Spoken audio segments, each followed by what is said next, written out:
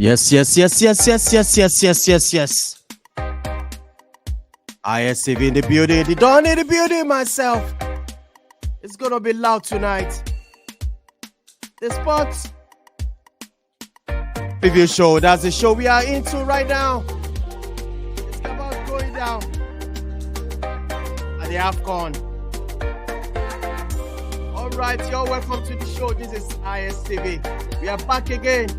I'm going to tell you, it is what it is. I tell you, it is what it is on this channel. Everything is set. The quarterfinal is set. I'm telling you categorically, I'm not always there. I'm where it's my main man, Okwe all the way from United Kingdom. I'm telling you right now, you can search for him. He's right there in Nigeria. Massive. All because of Super Eagles. He's straight back to Nigeria. All right, to celebrate the quarterfinal we are going to go. It's going to go down tomorrow. That being said, I'm going to welcome him. Are you ready for me? Talk to me, bro. You're welcome to the show. What's going on, bro? Don, it's always a pleasure to be on ISTV. Thank you so much for having me. As always, AFCON is going well, thankfully, because Nigeria is playing well now. EPL is back in full flow. We're in for the second half of the season. Fixtures are coming thick and fast. But you know what? For football fans, this is what we love. This is what we like. And we're here for it. So let's get going. All right, let's get going. But first, I got to tell you, this is Intercontinental Sport TV. If you are joining us for the first time, you do me a favor, smash the like on the video, subscribe. We are all on all our social media handles. Is it TikTok? Is it Twitter? Is it X? Or whatever on ISV. That's where the place to be.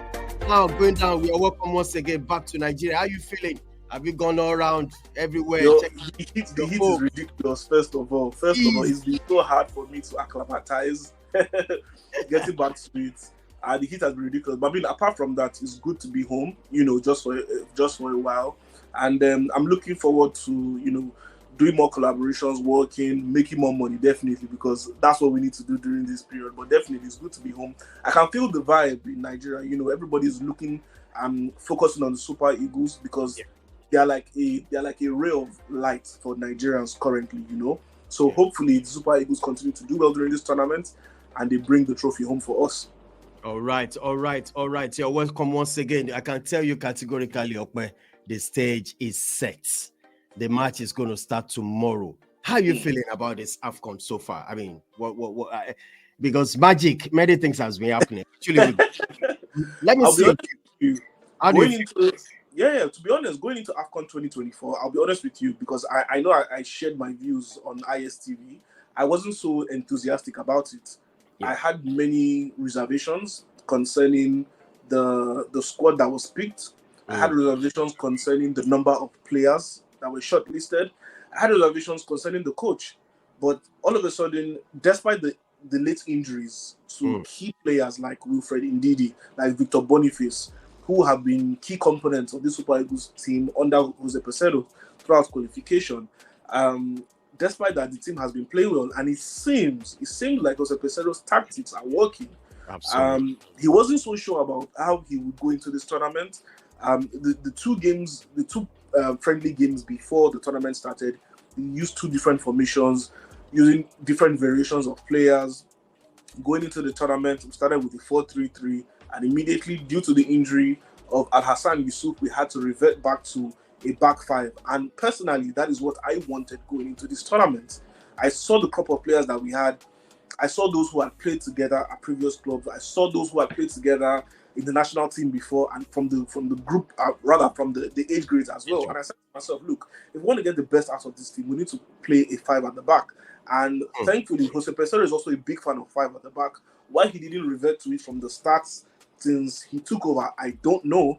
But then he had to revert back to it, and it seems to have worked for us. So when people like me talk about the five at the back, while we're clamoring for five at the back, what is the benefit of playing five defenders or sometimes having three at the back? Look, it brings composure and stability into the team because we have keynote defenders who start for us, who sometimes are prone to personal errors. We've seen that in the past from them. I'm not going to name names this time, right? But then this formation also creates a balance between defense and attack. And we've seen that so far for the Super Eagles. We have the best defensive record in AFCON 2024 so far. And I think we need to give kudos to the defenders who have brought their A game. Every defender who has played for Nigeria during this tournament has given 110%. Same thing for the midfield. They've been overworked. They've been really, really overworked. And big shout out to the first player that I will mention has to be Frank Oyeka. He has been the tank for Nigeria during this period, laboring himself during midfield. And honestly, I don't think he even needs to do that. I personally still feel that we've still not fielded the best team yet. I feel the best team yet is yet to be fielded because we need both Al-Hassan Yusuf and Frank Oyeka to honestly play together. That's how I see us going into the final and winning the trophy. But you know what? So far, so good. Jose Pesero's selections and tactics have been working so far. Hopefully, it takes us all the way to the final. And this AFCON is so special. It is so competitive. First of all, should I say kudos to CAF for taking the initiative to expand the tournament to a 24-man tournament. And we've seen the smaller nations then showing their prowess and what they are made of. Looking at the quarterfinals for this 2024 AFCON, comparing this to the 2022 AFCON quarterfinal, it is 8 different teams. Absolutely. 8 different teams. So that just goes to show you the level of competition here in AFCON, compared to probably other regional competitions under FIFA across the world. And I do dare to say that. I do dare to say AFCON compared to the likes of the Euros, compared to the likes of the Copa America, compared to the likes of the Asia Oceania Cups. Just look at how competitive AFCON is and how entertaining it is. The whole world has their eyes on AFCON currently, and honestly, it has not disappointed. Also, I need to say kudos to the referees. The officiating at AFCON has been fantastic. The VAR, my oh my, I think the Premier League needs to take a cue from the VAR. The way they make decisions, and it's spot on. Whenever they're not sure of decisions, they revert back to VAR. If the on-field referee has made a mistake, VAR contacts him to let him know that a mistake has been made, and he reverts to make the right decision. That is the purpose of VAR. It is meant to make the game better, and we're seeing that at AFCON. So, going into the quarterfinals starting tomorrow, it's going to be a beautiful display of football, and there are so many teams to look forward to aside Nigeria that will definitely entertain us during this AFCON. All right, thank you so much. With that, we still have a lot to talk about. But first, let's quickly look at the round of 16. We just finished the results. Angola beat Namibia to qualify. Likewise, Nigeria also beat Cameroon 2-0.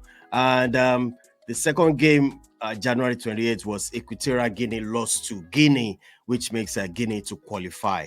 And surprises, that's where I'm coming. And that's why I'm bringing this up. You just mentioned it that it seems this time around there are 8 different teams entirely this time around in AFCON 2023, Cote d'Ivoire.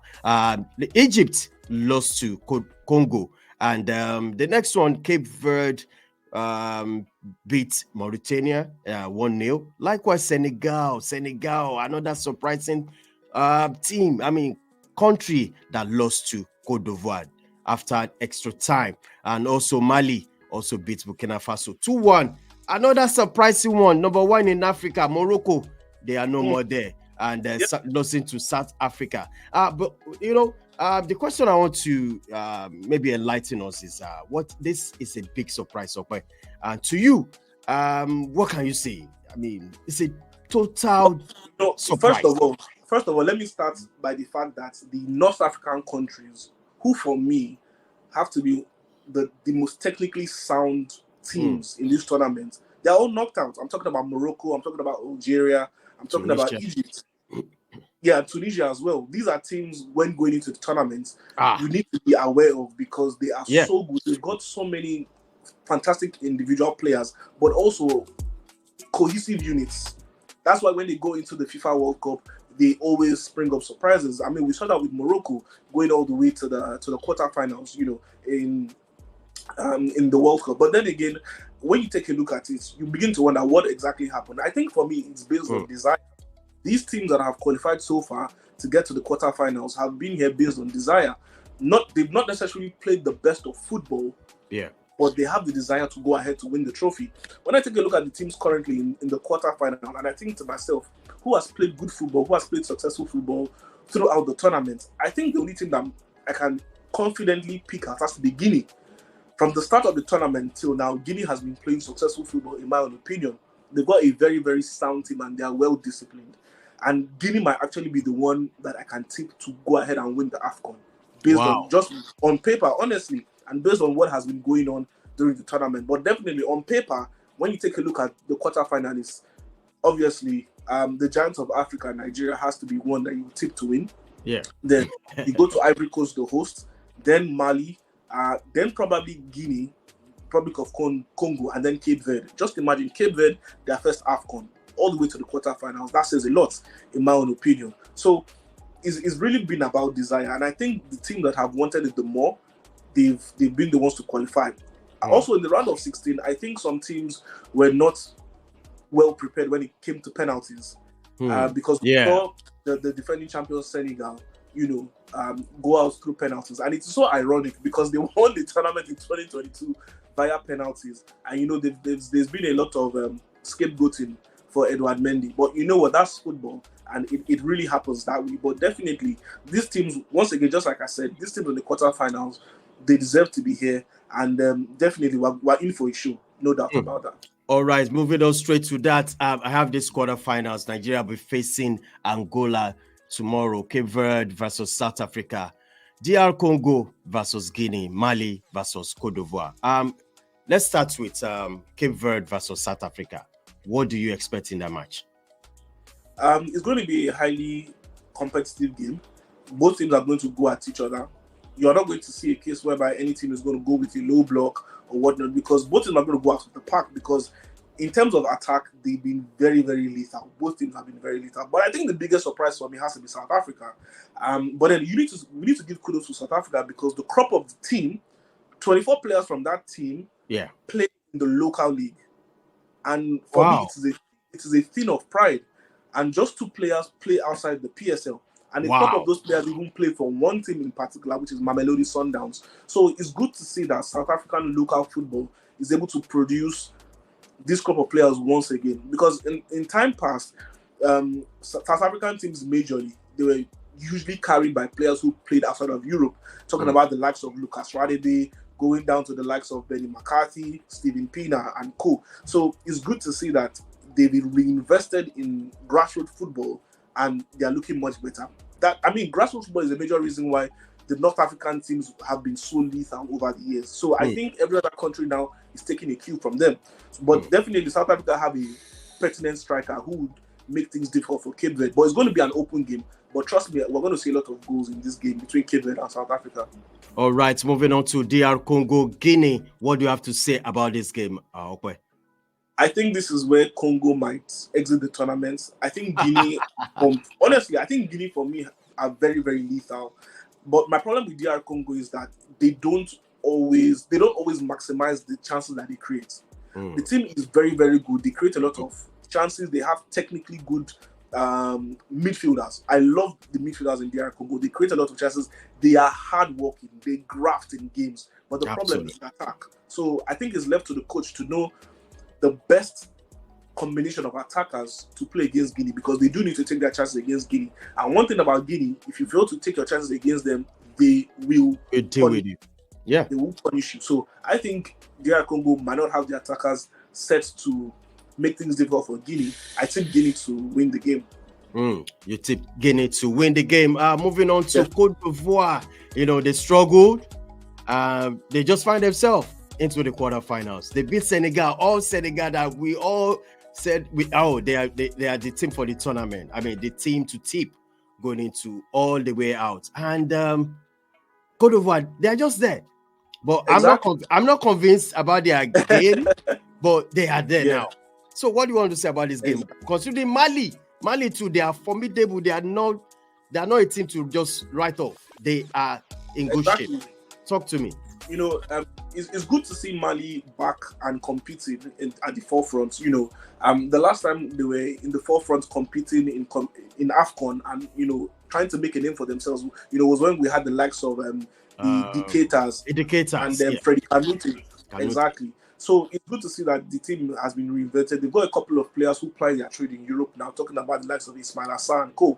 And honestly, these players are giving their all for the team. And so it's good to see that they are playing good football right now. And talking about Ivory Coast, the hosts of the tournament, I think is the home advantage that is working for them. They were set to crash out during the group stage. They were the fourth picked worst team. That just goes to show you how difficult it was for them. Yeah, exactly. But then they've got the problem with Ivory Coast as well is the same thing with DR Congo. Lack of clinical forwards. That is the exact same problem. So, but then again, they need to know the perfect combination. The likes of Kwame and Nicolas Pepe, they need to do better because the midfield is always grafting. Ivory Coast has, to me, has one of the best midfields on paper in this tournament. Yeah. We're talking about Sangare, we're talking about Sekou Fofana, we're talking about Frank Kessie. I mean, when you look at that midfield on paper, it is mouth-watering. Absolutely mouth-watering, in my own opinion. So they're okay in defense, they're okay in the midfield. The attack needs to hit the ground running. And they've got a gunman in Sebastian Haller who has not really found his scoring form anymore. And that's the major reason why, he got let go by Borussia Dortmund. But hopefully he can find, if it's possible, he can find his magic feet during the quarterfinals and he can help Ivory Coast. But this is going to be a blockbuster fixture. It's going to be extremely difficult. I think it's going to be tightly contested and it might go to extra time. And then maybe we wouldn't see a winner. If it goes to penalties, obviously Ivory Coast is happy about it, and they're very happy. They will need to go to penalties to win. All right. Now let's go. Let's talk about our own game. That's Nigeria and Angola.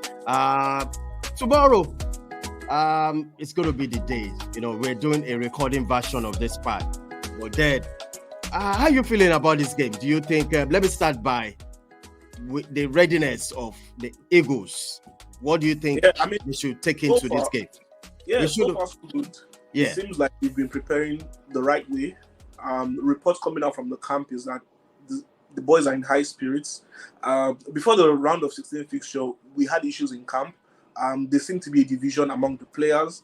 And, the senior members of the team seem to be having issues with the younger players, especially players who are new to the team, and but then again, after the win against Cameroon, everyone now is on the same page. There's synergy in the team. The senior players and the younger players are gelling well together. But most importantly, Stanley Nwabali is back to full fitness, and today he trained comfortably. Although, from my colleagues at the camp currently in Cote d'Ivoire, at least two people have told me that he has been training with pain.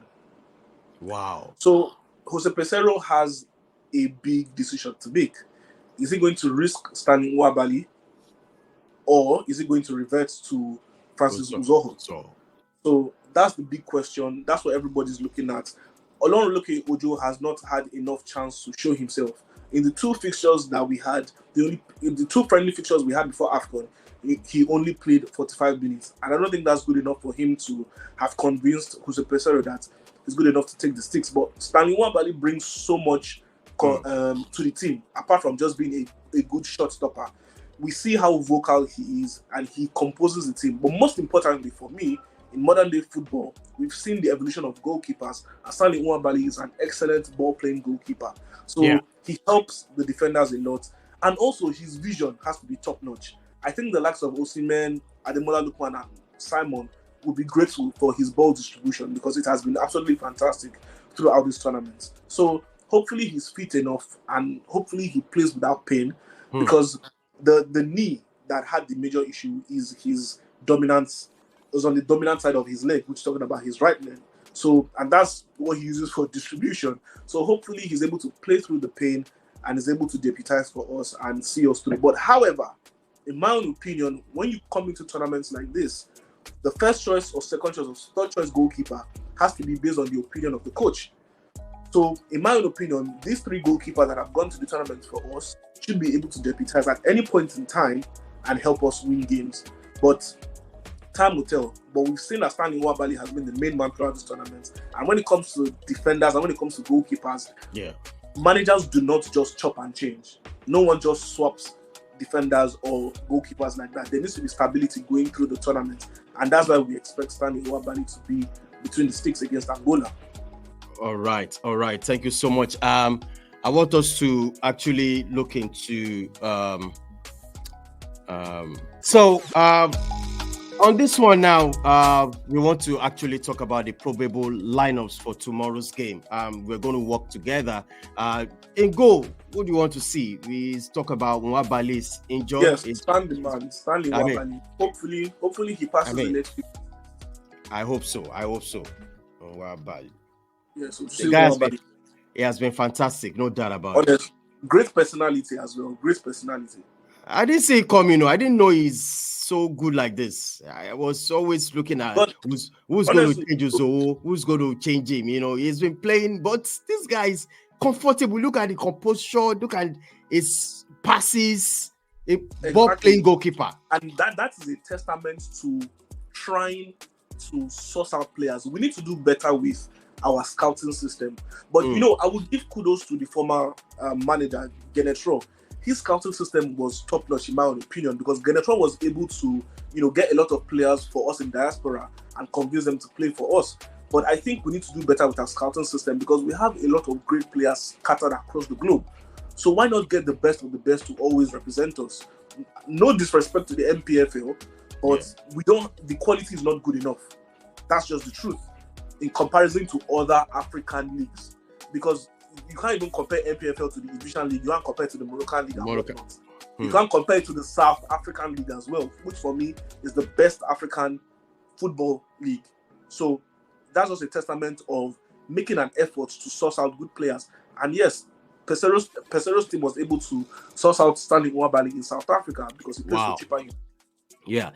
Moving on to this left side, because we are playing 3-4-3. Yeah, 3-4-3. So what do you want to see at this back? 1, 2, 3.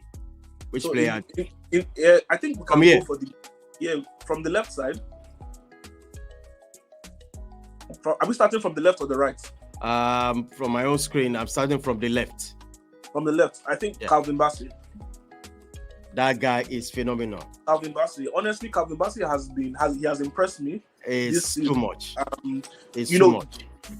In terms of qualification for the World Cup in Russia, when we played the crucial games, not in Russia, pardon me, in Saudi last year, when we played the crucial qualifiers against Ghana, Calvin Bassey has to be one of the scapegoats of that game, because for me at that point in time, he had not elevated in his game.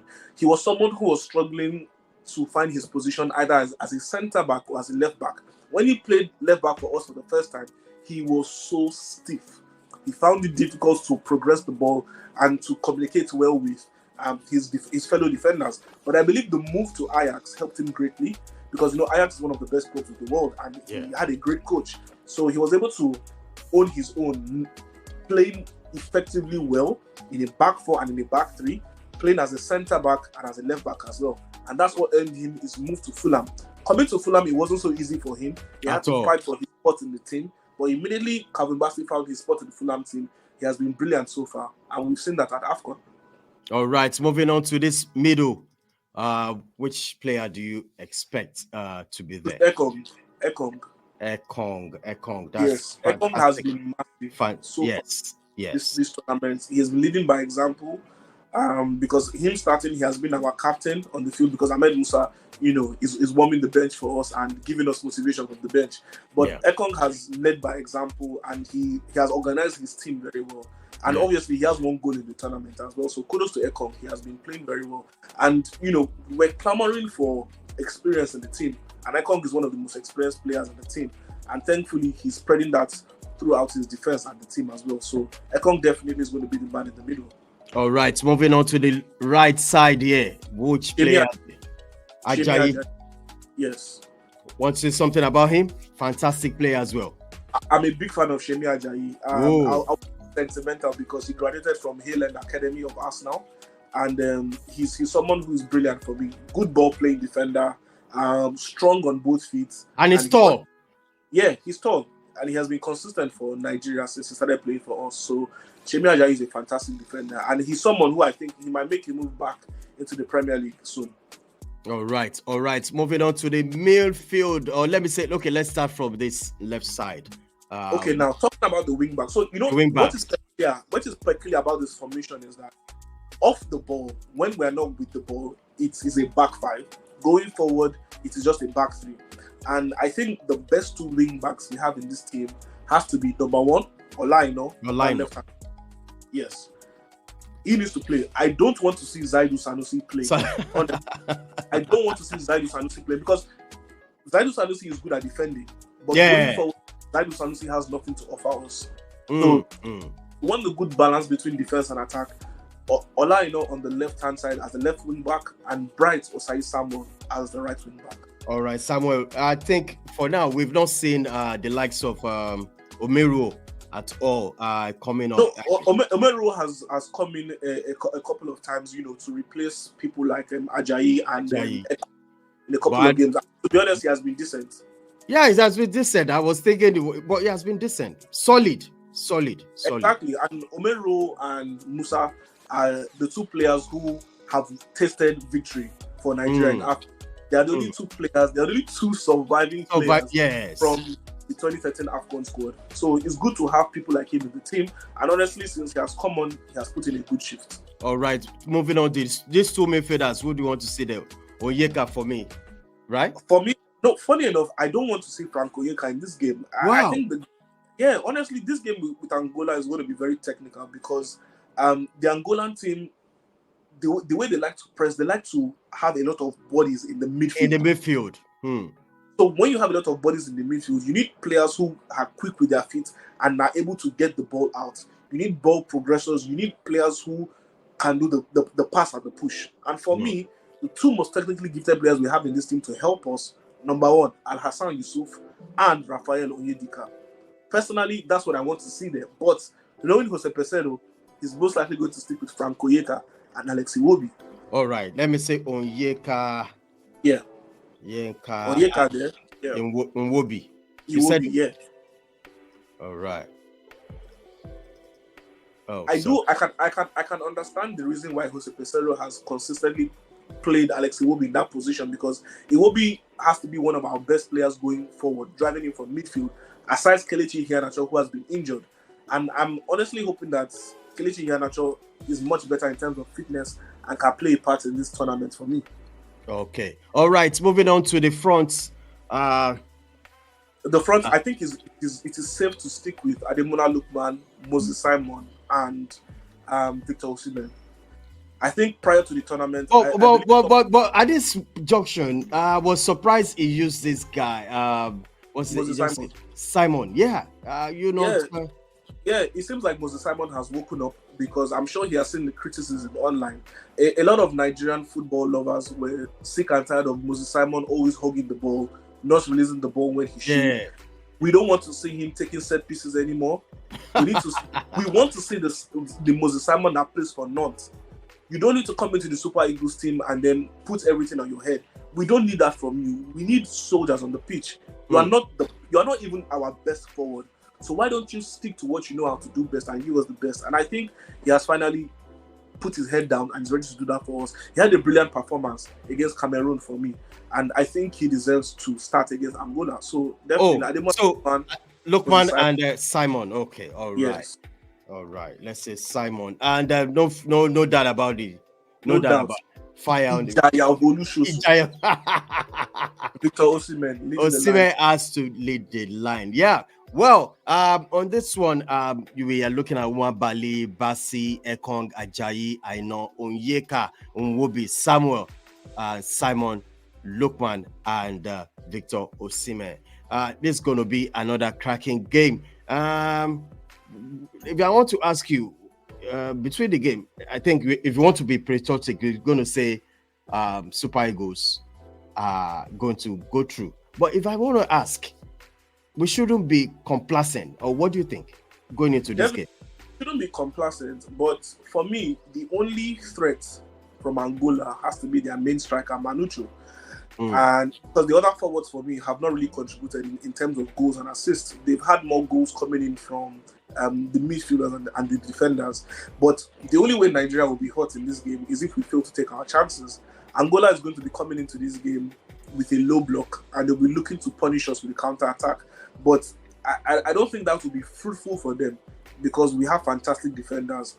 So only a slip-up would permit Angola to score goals against Nigeria, or maybe from set pieces if we turn off, or maybe from penalties. But hopefully the game doesn't go to that, and we're able to nip it in the bud within 90 minutes.